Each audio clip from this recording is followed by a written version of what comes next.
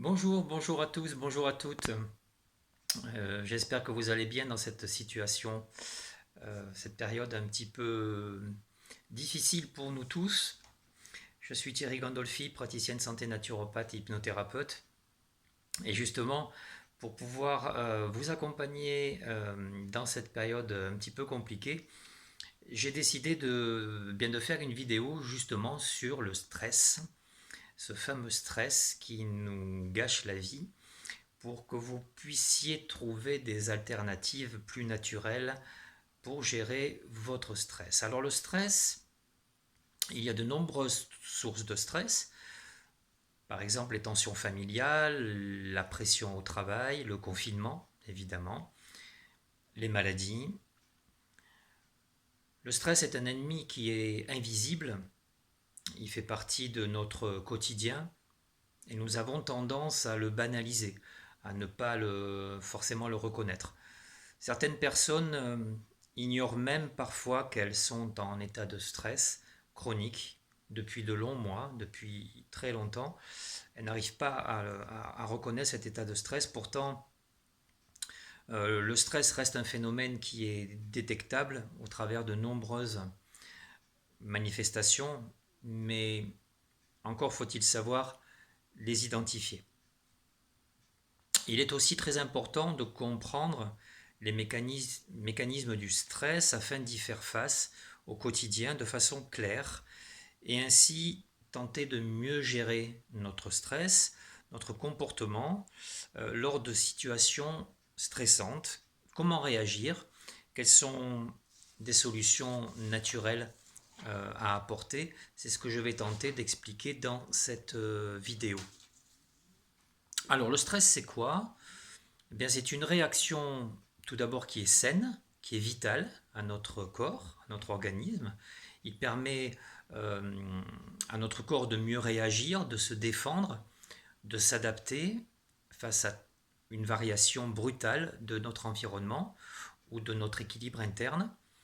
Par exemple, pouvoir réagir rapidement lorsqu'on entend une voiture klaxonner, qui peut indiquer un danger proche, réagir rapidement. Donc ceci est un bon stress car nous permet de réagir pour nous sauver la vie. Hein, voilà. Le stress, lui, devient pathologique par contre lorsqu'il y a une mobilisation constante de l'organisme face à ce stress. Des événements qui s'accumulent, et surtout avec l'impossibilité de réagir ou de lâcher prise sur ce qui nous empêche vraiment de retrouver notre équilibre.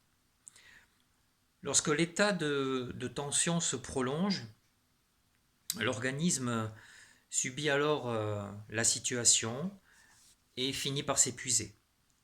On va alors avoir des manifestations d'ordre physique, d'ordre émotionnel, d'ordre psychologique, d'ordre relationnel, et va s'installer des symptômes comme par exemple de la fatigue chronique, de l'irritabilité, des états dépressifs, une faiblesse immunitaire. Le stress affaiblit notre immunité considérablement, de la dyspepsie, c'est-à-dire des difficultés à digérer. Certaines personnes peuvent avoir des céphalées, des migraines, une prise de poids. Le stress fait grossir énormément. Des troubles cutanés, des troubles intestinaux, des troubles du sommeil, voire des insomnies complètes. Et aussi arriver à un état, ce qu'on appelle l'état de burn-out. Alors, qu'est-ce qui se passe dans notre corps lorsqu'on est stressé? C'est le médecin et professeur Hans Selye, qui était un Autrichien, qui fut l'un des pionniers, donc vraiment le premier à s'intéresser au stress physiologique. Il a créé la théorie du syndrome général d'adaptation, que l'on nomme aussi sous le nom de SGA. Ce modèle comprend 3 phases de stress bien distinctes. La première phase, c'est la phase d'alarme. C'est la réaction réflexe qui va permettre de réagir face à une situation de stress. Instinctivement, notre organisme se prépare. Il se prépare soit au combat, soit à la fuite. Cette réponse résulte d'un mécanisme de survie automatique pour faire face à une menace, à un danger.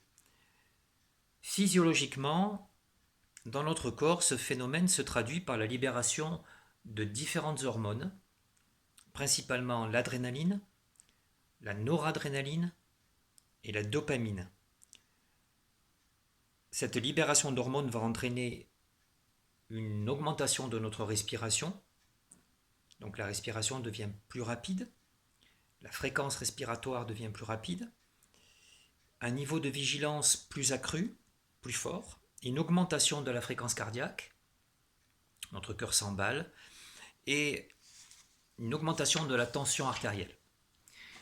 La deuxième phase, c'est la phase de résistance. Cette étape prolonge la première phase et provoque la mise en place d'un processus de résistance face au stress. C'est une phase très dangereuse parce qu'elle permet de résister à ce stress et de ne pas s'apercevoir que l'on résiste au stress.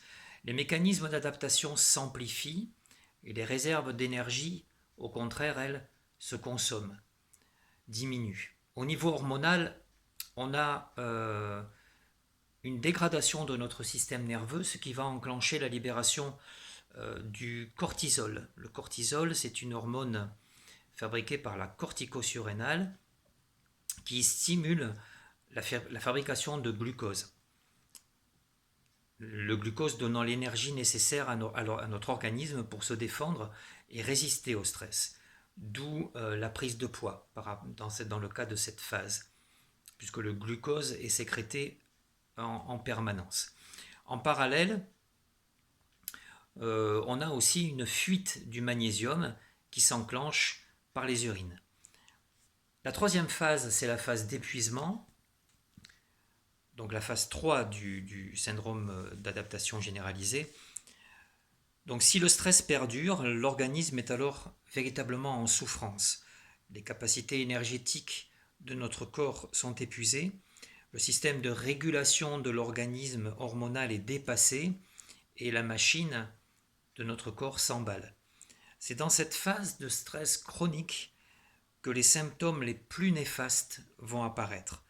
Des troubles cardiaques pouvant mener à l'infarctus du myocarde, des troubles psychologiques très importants, des troubles digestifs, des états dépressifs plus importants, et le syndrome de burn-out, où là vraiment tout notre organisme s'effondre. On assiste alors vraiment à un effondrement du système surrénalien, une grosse fatigue avec un épuisement nerveux très très fort. Alors comment peut-on gérer notre stress? D'abord, la première chose, c'est de pouvoir analyser sur quoi il est possible d'agir, soit au niveau du stress ressenti, soit sur ce qui cause notre stress.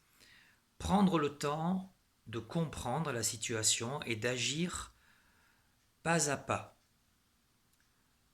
En parler à ses proches, à un ami, pour avoir une écoute plus réconfortante. Ne pas se sentir indispensable.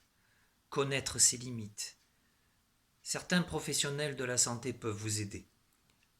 Les naturopathes, qui sont vraiment spécialisés dans la gestion du stress, avec différents outils comme la réflexologie plantaire, les massages, la phytothérapie, les fleurs de Bach, l'alimentation anti-stress, les psychologues, les hypnothérapeutes qui travaillent en hypnose ericksonienne. L'hypnose est un outil très efficace pour comprendre et gérer notre stress, la sophrologie, certaines activités dérivatives, comme en fonction de vos goûts, le jardinage, le chant, la danse, le sport, la méditation, la relaxation, la lecture, la peinture. Certaines plantes en phytothérapie vont être intéressantes aussi pour gérer notre stress. Je pense par exemple à l'ashwagandha, que l'on peut prendre en gélule, en infusion, pour une stabilité émotionnelle.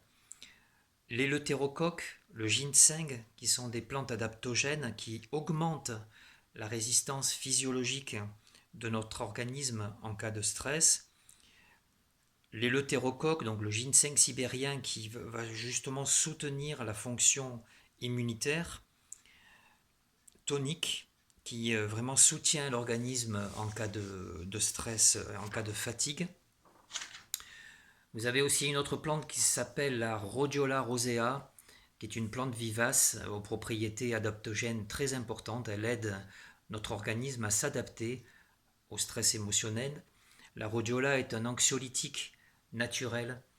Elle réduit la fatigue liée au stress. Au niveau des vitamines, ne pas oublier surtout 2 vitamines du groupe B, la vitamine B5 et la vitamine B6, qui sont indispensables à la régulation de l'activité hormonale, donc du cortisol notamment. Et puis un oligo-élément très important en cas de stress, le magnésium.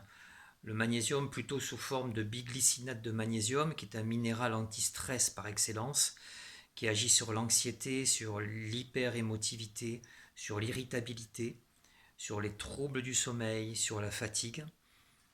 Il existe aussi un acide aminé qui s'appelle la L-tyrosine, qui est un précurseur de dopamine qui participe à la synthèse des neurotransmetteurs, notamment la dopamine qui est l'hormone du plaisir, mais aussi de la noradrénaline. La L-tyrosine est importante pour permettre l'attention, l'apprentissage, aider à retrouver l'envie, le plaisir d'entreprendre des projets. Vous avez aussi un produit, un complément alimentaire que l'on trouve en pharmacie, dans les magasins spécialisés, qui s'appelle le D-stress, qui est à prendre en forme de cure. Ce produit, malheureusement, est un petit peu acidifiant, donc il ne faut pas le prendre en permanence, mais vous pouvez le faire sous cure de 3 mois. Ce sont des comprimés. Voilà, le D-stress. Voilà, j'espère que cette vidéo vous aura permis de comprendre, d'analyser un petit peu cet état de stress, de trouver des solutions un petit peu plus naturelles. N'hésitez pas à m'envoyer des questions via Facebook et je vous répondrai avec plaisir. Voilà, merci beaucoup pour votre attention et à bientôt pour une nouvelle vidéo. Merci à tous. Soyez prudents, à bientôt, au revoir.